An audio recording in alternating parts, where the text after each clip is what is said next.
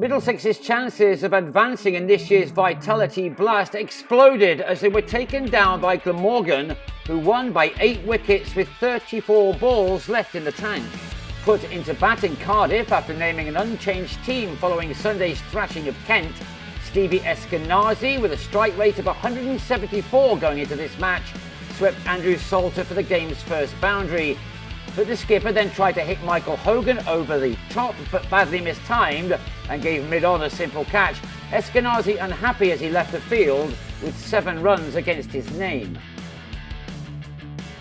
That dismissal suggested a two-pace pitch, meaning free scoring was not going to be easy. Joe Cracknell played a couple of proper cricket shots to get his innings moving. The boundary on the pavilion side of the ground was short, as you can tell, the speed in which the ball reached the rope. And it was a boundary that Cracknell targeted again in the next over, the 5th, by the end of which Middlesex had 34 runs on the board. There was some help for the seamers, so it was important that Cracknell took advantage of anything loose, and he did that by depositing Hogan over the rope. The visitors happy to have made 44 for the loss of only 1 wicket. Max Holden had batted with patience until he launched Salter down the ground for a 6, his first boundary from the 20 balls he'd faced thus far. The partnership for the second wicket continued to grow, this pair carrying the score to 80 for 1 at the halfway stage, but having added 66, Cracknell was bowled on the charge, having scored 33. That brought in John Simpson, who utilised the short boundary immediately with a well-executed reverse sweep. He then carried his team into 3 figures in the 13th over, and with 2 batsmen in and 7 overs to go, Middlesex would have been hoping to get to around 180. But increasing the rate was still difficult, and when Simpson tried, he spooned a catch off Hogan, the batsman out for 15, the total at 103 for 3. Holden should have been run out next ball as Jack Davies hit straight to mid-off, and then just a couple of balls later he did the same and was well short of his ground. Davies gone for a duck. Just when they would have hoped to push on, the innings hit the buffers, the total on 113 for 4 with 5 overs remaining. But Holden was still there, and his third 4 took him to his half-century, the 4th time he's done that in this format. This one had occupied 44 deliveries. That stat alone proved that every run was so important. Luke Holman added 6 of them with a rare, well-timed shot.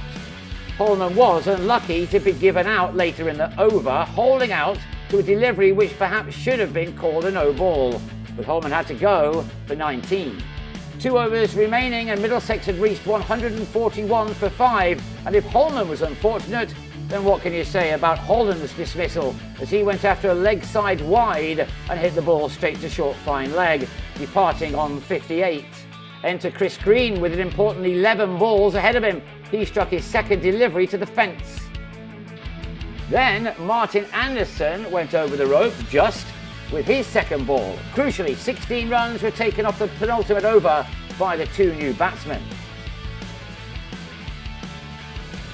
But Green then missed a straight full toss and was bowled by Michael Nessa, only for Anderson to middle this shot perfectly, he making 17 runs from only 5 balls, a cameo which saw his team complete their 20 overs with a total of 171 for 7, and that looked a lot on this surface. Early wickets would certainly help the defence of that score, but instead Glamorgan got off to a flyer. Some good shots mixed with some luck, seeing 23 runs knocked off in 2 overs. David Lloyd was soon putting his side in control, he producing shots all around the ground, putting the Middlesex attack under real pressure. Only 4 overs gone, and the hosts had got to 55 without loss. Eskenazi was then forced to use Tilan Walalawita inside the power play, but Sam Northeast took him on. Whatever Middlesex tried, the bowlers didn't deliver, and they conceded 68 runs from 5 overs, and they were now chasing the game. Given their start, the 2 openers were filled with confidence now, and rather incredibly, the power play finished with Northeast on 32 and Lloyd on 46, the total at 84 without loss. At the break, Middlesex may have been the happier of the 2 teams, but not now. They say that fortune favours the brave, and Lloyd was at his 50 from only 23 balls, an edge just evading Simpson. Nothing was going Middlesex's way. Glamorgan had 100 runs on the board early in the 8th over, and the game had gone in a flash. Whereas the Middlesex batters had struggled to time their shots, these two were middling just about everything. North East, who rarely scores at more than a run a ball in this format, was here at a half-century off only 23 deliveries. This is second maximum.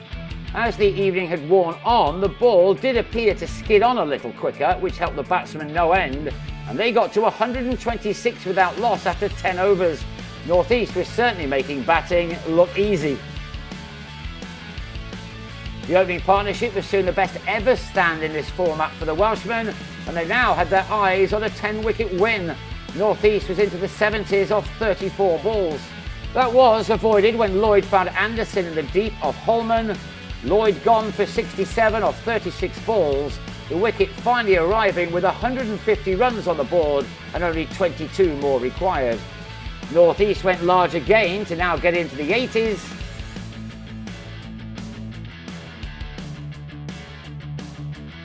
But he then cut Jason Berendorf to Tom Helm, having made 89 from 46 balls. He left with only 5 runs required from 37 deliveries. Victory was secured for the hosts in the 15th over. Another trip to Cardiff, one to forget for Middlesex.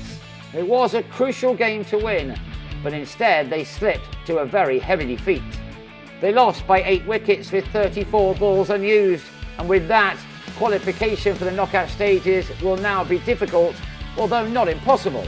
A win against Essex at Lord's, though, on Thursday is a must.